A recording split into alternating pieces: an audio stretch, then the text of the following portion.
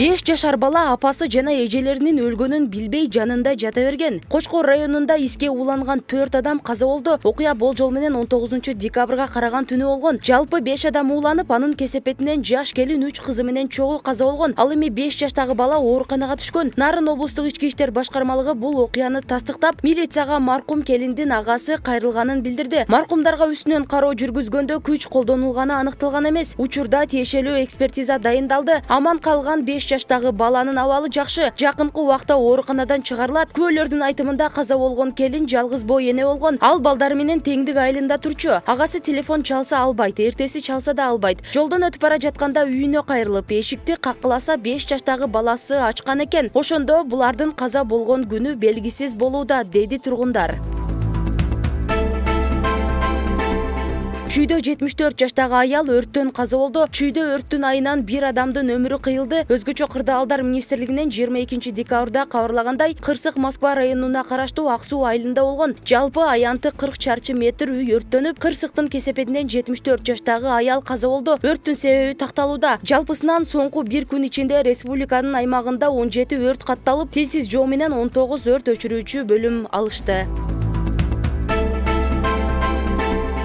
УКМК 9 жаштагы кыздын үй бүлөсүнө жардам көрсөттү. Улуттук коопсуздук боюнча мамлекеттик комитеттин төрагасы Камчыбек Ташиевке кайрылган 9 жаштагы кыздын үй бүлөсүнө жардам көрсөтүлдү. Мекеменин маалыматына караганда 21-декабрда окуучу кыздын үй бүлөсүнө керектүү азык-түлүк, жаңы жылдык белектер жана канцеляриялык товарлар берилди. Мындан тышкары 9 жаштагы Асема Шакированын кайрылуусунда айтылган бардык жагдайларды иликтөө үчүн атайын комиссия түзүлдү. Териштирүүнүн жыйынтыгында окуяга баа берилет. Мирбек Атабеков АКШга кеткенине коркутуулар себеп болгонбу? Кыргыз Республикасынын эмгек сиңирген артисти Мирбек Атабеков жакында эле үй бүлөсү менен АКШга кеткени маалым болгон. Аны чет өлкөгө кеткени коомчулукта ар кандай кепти жаратты. Социалдык тармактын айрым колдонуучулары ырчынын парламенттик шайлоодон кийин орун алган башаламандыкта аянтка барып сүйлөгөнүнө байланыштуу ага коркутуулар болгонун, мындан улам Мирбек Атабеков үй бүлөсү менен чет өлкөгө кеткен деген пикирлерин жазышууда. Ырчы өзүнүн дарегине карата айтылып жаткан кептер боюнча түшүндүрмө берди. Бул жалган маалымат. Биз ар жыл сайын АКШга кайын журтума конок болуп келип турабыз. Бул жолу да ошол максат менен келгенбиз. Жогоруда айтылган маалыматтар туура эмес. Бул жөн гана айрым адамдардын фантазиясы деп ойлойм. Бардыгын туура түшүнүү менен кабыл алам, дейт ырчы.